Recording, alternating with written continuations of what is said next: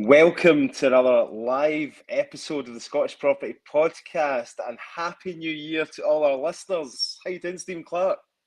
Happy New Year, Nick, from all the way in Vietnam. Still in Nam. Last couple of days here in Hanoi, and flying back the 5th of January. But had a great holiday, mate. But obviously, don't want to let our listeners down. Want to keep them updated, informed about what's happening. So we're doing our December market update today. But first of all, we just want to obviously wish all our listeners a happy new year. Hope we all had a great time over Christmas and New Year. Also want to tell you that we're still doing the networking events. We are back again this week, Stephen. Yeah, absolutely, mate. The first Wednesday of every month, and we're kicking off January the 4th. Glasgow.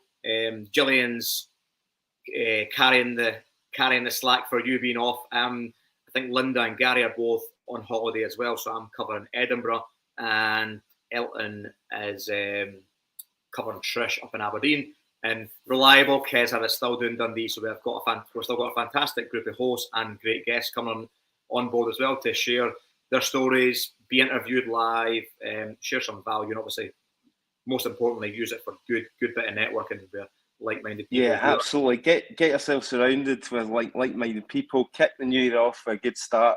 And I'm sure there'll be plenty of people discussing goals and what they're going to get up to in 2023 and all that good stuff as well. But today we are talking about the December market update. What happened in December?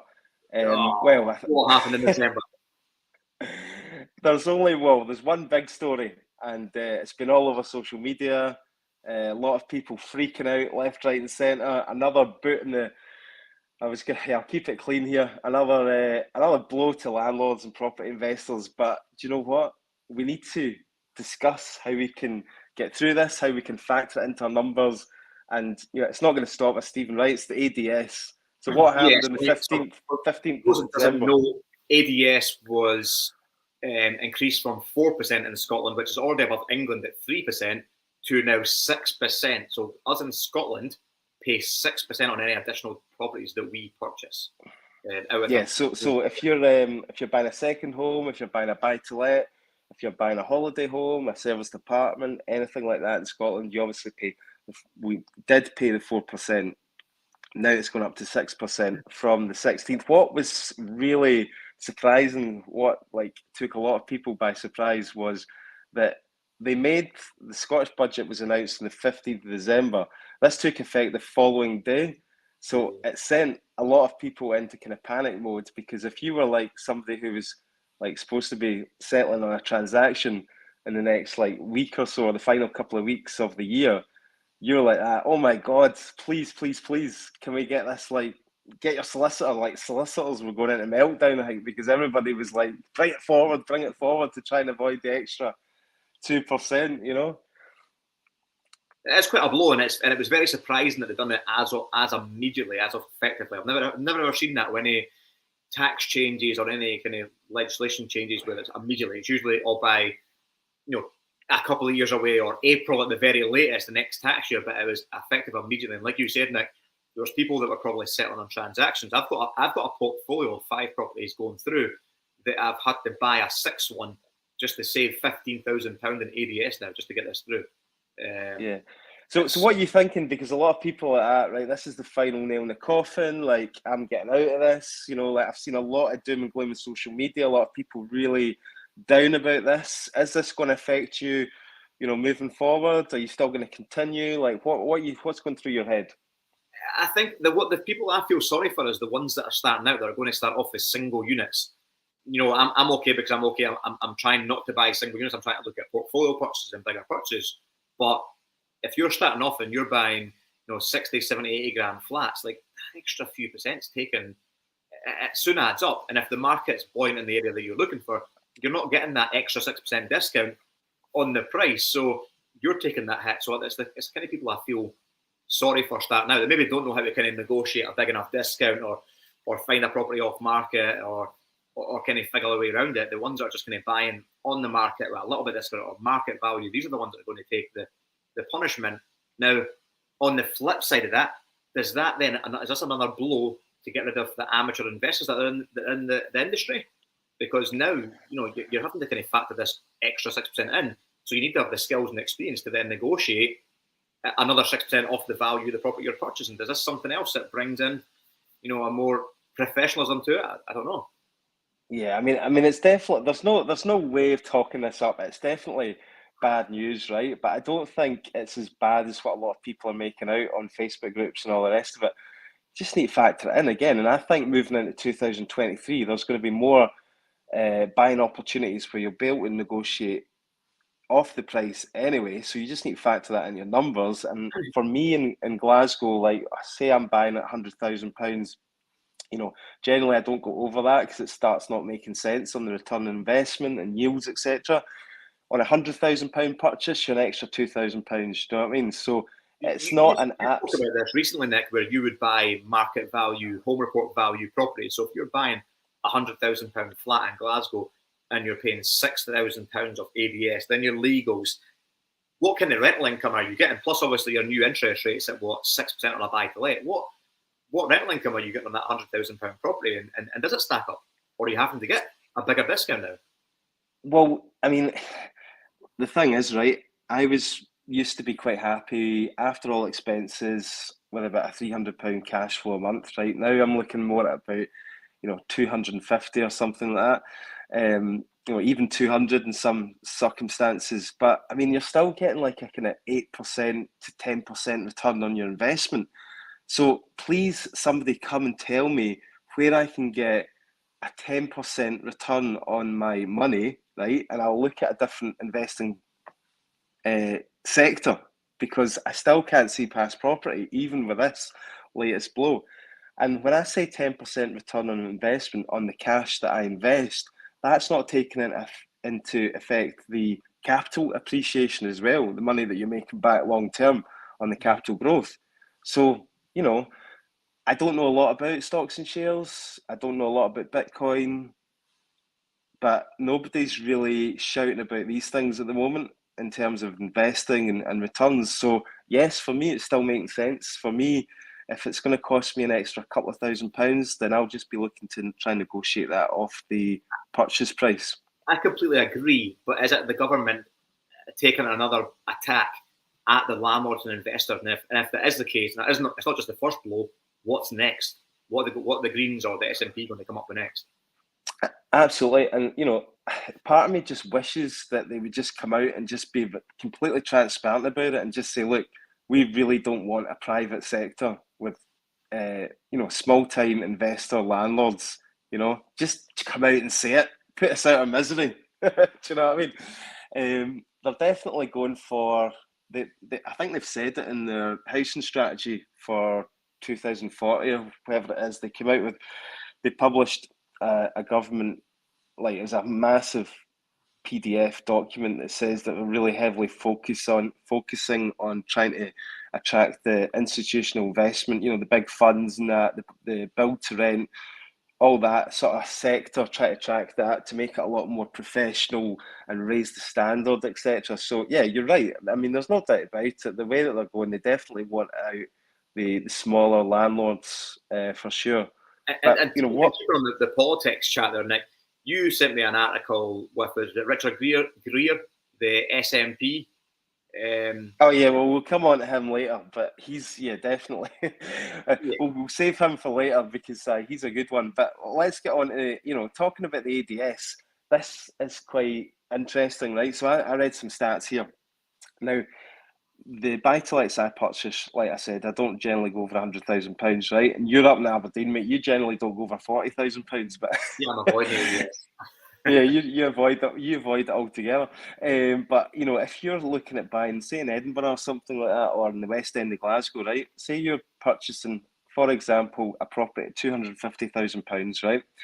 Now, compare it to England, where you've got 3% and you don't pay any stamp duty up to £250,000 now in England. This is interesting, right? So, what do you think? The total stamp duty tax that you pay in England is 3% on 250,000 is £7,500, right? Mm-hmm. In Scotland now, with the 6% ADS, now you pay £17,100. So Wow. an additional £10,000 more an additional 10 grand. That's insane. on a property investment. Yeah, that's insane. Aye, that is. That's like half of a full renovation, half a full refurb. So straight away, they talk about trying to increase the quality of the private rented housing stock. And how are landlords going to now? If they're basically penalising us now on the tax, we'd have less to invest in the property, less to renovate the property. Like you and me, we pride ourselves in offering good quality accommodation. But if we're getting hammered with tax and stuff like that, we're going to be like, no, well, we're just not going to put as much into the properties, as much into refurb and stuff like that. So it's totally ridiculous. And again, it's like the consequences of this, just like the rent freeze, rent increase freeze, and all these other stupid things that they're doing that are going to eventually increase rents. This is going to have another knock-on effect because landlords are just going to be like, fuck this, I've had enough. This is another reason to exit.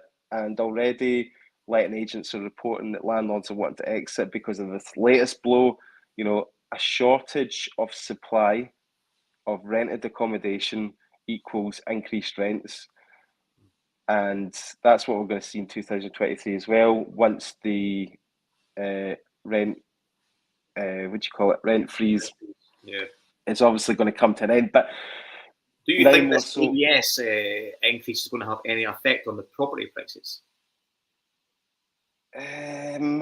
Well, I think prices are definitely on the downwards trend, that's for sure.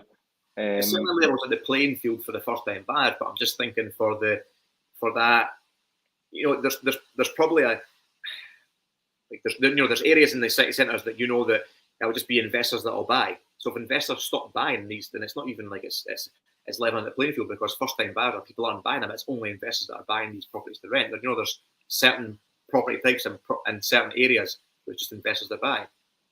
Will it affect these types? This is the crazy thing, right? So one of the reasons that they're doing it is because they want to give first-time buyers more of a chance, because they want to take out the competition from the investors and the landlords, right? Give the first-time buyers more opportunity. But it's daft, because they'd be better off like making it more like down in England. They've said no stamp duty up to 250,000, right? But up here it's like it kicks in. I think it's 175 or something like that. Mm-hmm. So they'd be better off trying to do something like that, or some incentive for first-time buyers that way, because we still need. There's 340,000 private rented properties in Scotland. Do you know what I mean? There's still huge demand. Every property that we put on the market, we could rent it out sometimes 20, 30 times over. Mm-hmm. So, there's still a need for it. Yeah. Anyway, we could talk about that one for a long time. There's some comments coming on Facebook. Thanks, guys, for commenting. We'll have a wee look at them later on. Jim Parker said rent freeze will be extended after March. Absolutely, Jim. There's no doubt about it.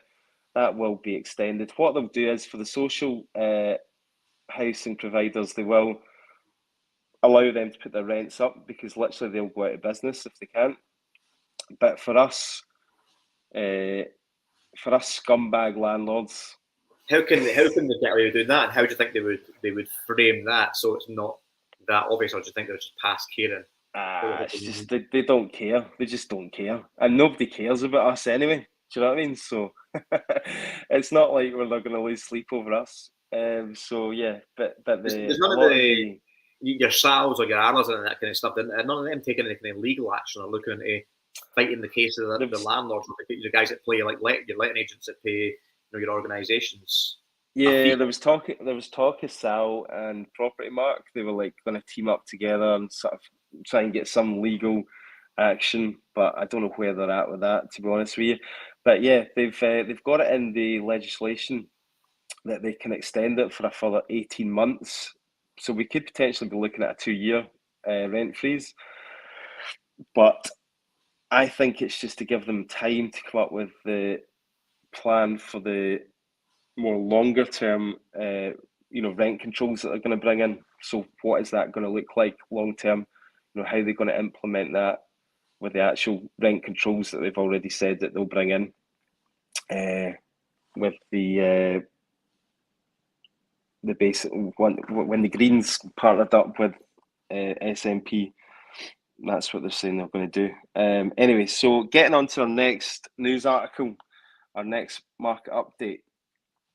Annual house price growth continues to slow sharply as 2022 draws to a close. This is the nationwide data that gets released every month.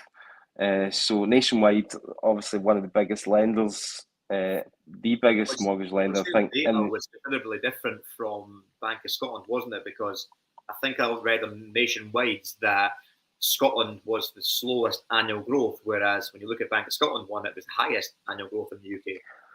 Yeah, but I don't trust that. See that Bank of Scotland data? I don't trust that. I don't think they get enough. I don't think they've got enough business. They don't have enough data to pull it from. Do you know what I mean? Whereas the Nationwide, that's a huge amount. And then when they do their regional figures, they do it over a quarterly. So they're collecting a lot more data because they're doing it over 3 months. So the other one to look at as well is Rightmove. So Rightmove do good data. They do asking prices. So it's quite current because you're seeing that kind of drop in asking prices, and if there's any reductions and stuff, they're taking all that into account each month as well. But we'll stick with the Nationwide data just now. So Nationwide data said it was the fourth consecutive monthly decline in house prices, bringing it down to 2.8 for December for the whole year. Yeah, so this is average house prices over the whole of the UK, right? So this is taken in London and everything else. We'll go into the regional stuff in a minute. But what's interesting is, so it started off in like September. So if we go back 4 months, September, 9.5% house prices were up over the 12 months. So this is annually. So they were up 9.5% over the 12 months. October, it dropped down to 7.2% over the 12-month period. November, 4.4%. December, 2.8%. You can see where this is going, can't you? Do you know what I mean? So this is, I think, a general trend downwards that will continue to go down into 2023. And, they're forecasting a soft landing. They're not forecasting a crash. So they reckon that over 2023, there's going to be a 5% decline. So, house prices are still, the most important thing here is house prices are still rising, but the rate over the 12-month period is slowing down. And soon that will go into like negative territory. So like we're at 2.8% over the 12 months just now, possibly going into like, I don't know, could be looking at like February, March time, we could start going into negative. And then how far into the negative will that go? That's what some people are saying 10%, some people are saying 5%. Who knows? But it's like the rise in interest rates having an effect on this slowdown, how quickly it slowed down. Well, yeah. So this year has been a year of two halves, hasn't it? Because from January this year through to, I would say, August, September, things were just going crazy, weren't they? Yeah, Do you know what I mean? Yeah, as soon as that stuff came in September, where they did the mini budget and Liz Truss and all that came in, that's when it all went tits up, didn't it? And then that's when the mortgage interest rates went sky high, and basically the arse fell out of the market a wee bit. So I think that'll continue downwards. Yeah, so we've had a very, very buoyant first 3 quarters of the year, and then in 2022, the last quarter, it looks like it's been the slowdown. Yeah. But you're thinking it's going to be a soft landing rather than quite this crash. Yeah, I can't really see like a crash, to be honest with you. Can you? Nah, not at the moment. I think there's still too much supply and demand, and still too much money in the economy, and the cost of living crisis hasn't quite bit in yet. That's what I think. And some of the fixed interest rate rises as well. Most people are still on fixed terms and are not coming out of it just quite yet as well. So I think everything plods along as normal. Yeah, Okay, so that's your house prices. Right, moving on to rents. It won't surprise you that rents are still an increase. And this is what you're saying about, does buy to let still make sense? Well, yeah, okay, so we're getting hammered left, right, and centre by the government, but rents continue to rise. So I know there is a rent freeze at the moment for existing tenancies. You can't put your rent up, but as soon as a tenant hands in notice and you can re-advertise and re-let the property, then what we're finding is, landlords are just really hiking up the rent and they're getting it as well. Like, for example, I had one tenant, and I'm not a fan of, like, traditionally I would be a fan of long-term tenants and not put the rent up, or put the rent up very marginally small increments, right? But I had one where I had a guy in for 4 years paying £495 a month in Glasgow. Tenancy came to an end, and the tenant actually, well, it says tenancy came to an end. The tenant actually died, which was a shame. He had cancer, so he died, and we relet the property at £300 more than what he was paying. Do you know what I mean? So it just shows you how things move on so quickly. And that was only a 4-year tenancy. Wow. So that was in the north of Glasgow. But talking about rents rising, this is quite interesting here. This is data released by Zoopla, property website Zoopla, and they've got a top 16 places in the UK where rents have increased. Obviously, it's no surprise that London's at number one, 17% increase over the last 12 months. Average rent 1,879, right? But number 3 spot, Glasgow, 14.1% up over the last 12 months. Average rent £813.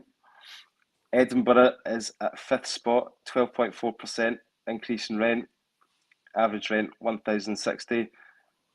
And sneaking in there, just number 14, mate, Aberdeen. At 14? Yeah, 14. 9.7% increase over the last 12 months, £618 average rent. So, yeah, not looking too bad for Aberdeen. Pretty good. That's quite good that a lot of the cities in Scotland are in the top of 15. Yeah, totally. So, Aberdeen above Liverpool, actually. So, that's quite interesting. That's from Zoopla. So, Zoopla's good as well because they bring in a lot of data. A lot of, you got to watch for these figures because it's all about when you get the averages and that, you want a lot of data to go on. So Zoopla data is usually pretty good.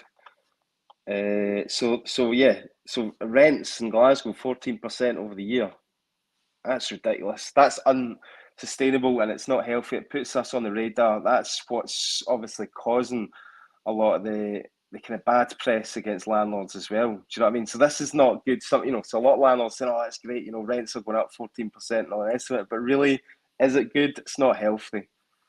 I mean, if our costs are going up and our interest rates are going up and our mortgages, and our ADS is getting increased for actually purchasing the property in the first place, then naturally our rent should go up. Yeah, of course. But the problem is when rent starts becoming 40 to 50% of somebody's income, then that's just not sustainable. And that's when government will step in and obviously come in with the tight rent controls, What's your So that's, affordability checks as a letting agent when you're checking your tenants moving? Obviously, it's something I don't self-manage, but what is that affordability criteria when you're checking tenants in? Is it a certain percentage off their income? we do 2.5 times the monthly rent. Right. So the income needs to be 2.5 times. And how are you finding that? Are you seeing that most applicants are still easily managing affordability? Well, at the moment, yes, but we have been taking a lot more guarantors, that's for sure. Just because affordability is under? Just on the sometimes if it's just on the kind of borderline, we will get like parent guarantors, etc., that sort of thing. But yeah, it's starting to get to the point where a lot of the rents are like, you really have to look into it, the income and that, and can they actually afford this? because what we're finding, a couple of tenancies we've had lately, they take on the property and then they just realise that, especially with energy bills and all the rest of it, and the cost of living, they're just a couple of tenancies lately. They've just haven't. It's quite clear that they've just haven't been able to. They've not been able to afford it. So you really need to take into account these energy bills now as well. Yeah, I've had a few like that. Real short-term turnovers with some tenancies recently. Yeah, so it's so that's interesting about rents, and obviously we are on the radar for rent controls. That'll be coming in Scotland. I think it'll be coming. I think they'll be trying to get something out sooner rather than later, because that's definitely the way they're going. It'll just be interesting seeing what form. I think it's time to get one of these politicians on the podcast and speak to them. And yeah, we're talking about politicians. On to our last story, and this one again got the Facebook community going. There was a lot of chat about this guy. So this is a Scottish Green MSP called Ross Greer. Now, what happened was there was a news story saying about how landlords were exiting the market, and all these landlords were selling up because they were having such a hard time with all this legislation and costs and all the rest of it. And he put a tweet out, and it was like 2 words. It was like tiny violin and then a wee emoji sort of thing. Do you know what I mean? So that caused a bit of uproar, and then it caused a bit of backlash, and some other MSP came on the Herald and started sort of defending landlords. And then he's quoted as saying that landlords contribute nothing useful. Sorry, landlords are not contributing anything useful to society. So that was his quote. So this is coming from a Green MSP. Now, why this is important is because the Green Party, Scottish Greens, have obviously formed a power sharing agreement with the SNP. So they're in effect in government as well. So this is quite scary. Do you know what I mean? This guy's coming out with these kind of comments. Can we ask for Ross Greer to come on the podcast? He's definitely getting an invite in the podcast for sure. Whether he'll accept or not is another thing. But we should try and get like politicians on, because they're really destroying it for the tenants. We should get tenants to come on as well, because obviously everyone sees the landlord as a bad guy, but basically the politicians are fucking the whole thing up, because in effect this is what's causing the rent rises as well. All this chat and all this, like, they're coming out with these comments, and we could all be working together to try and solve the problem. So the problem is the problem is the shortage of housing stock, and that's not going away. Exactly. They're not doing anything about it. They're not building more social housing. So the private rental sector is a huge part in housing the people of Scotland. They're making it worse. Yeah. So they're trying. They're not answering these questions. Now, it'd be all well and good if, like, next year they went and built 340,000 homes to house all the tenants that live in private rented sector. Go and do that. Go and do it. Like, solve the problem. But don't come out and, there's still a need for us as landlords providing good quality accommodation, because where are all these people going to live? There's nowhere for them to live, if they don't rent from the likes of us. But if you try and sign on a social housing providers waiting list, you've got no chance unless you're put up that they've got certain criteria that you need to meet. So obviously, if you're a single mum with like 2 or 3 kids or whatever, then you're going to be higher up than just like a single guy. If you've got, like, I don't know, disabilities and stuff like that, then I think you get priority as well. But there's so many people that have signed up for these social housing, affordable housing, and they just don't hear back. They just don't hear back. Do you know what I mean? So yeah, this is somebody else is asking. Set that as a goals, Nick, for 2023. Let's get a couple of politicians on the podcast. Yeah, absolutely. Like, get questions in from the audience, from our audience as well.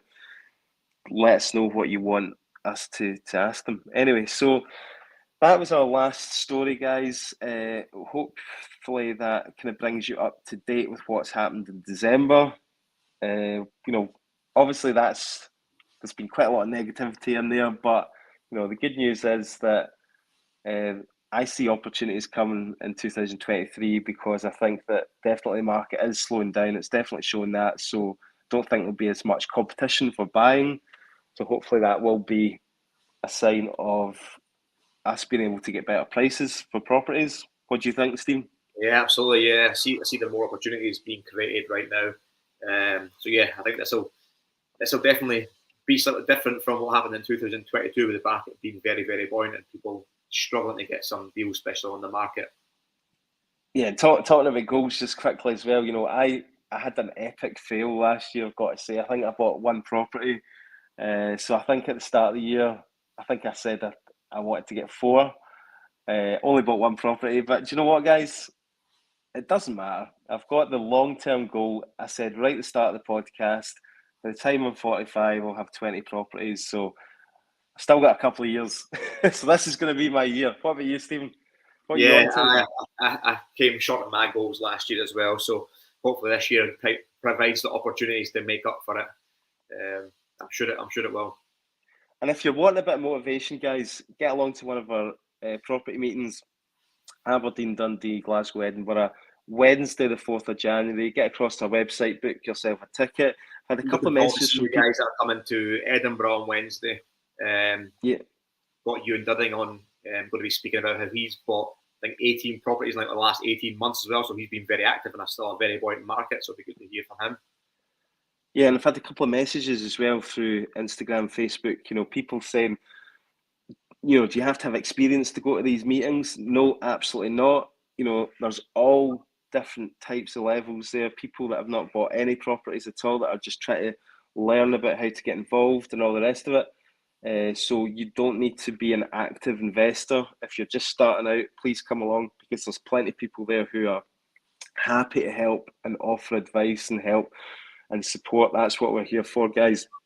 Try to build the community. And thanks very much for being part of the community. I hope you have an amazing 2023. Absolutely, guys. If there's anyone you want us to feature or interview or topics you want covered in 2023, please get in touch with us and let us know. We'd be more than happy to cover them for you. Excellent. Okay, with that, we will bring this episode to an end. It's 10 to 1 in the morning here, so good effort, mate. Off to bed. Thank you. Good stuff. It's good to catch up with you, Stephen. You too. Thanks a lot, guys. Cheers, everybody.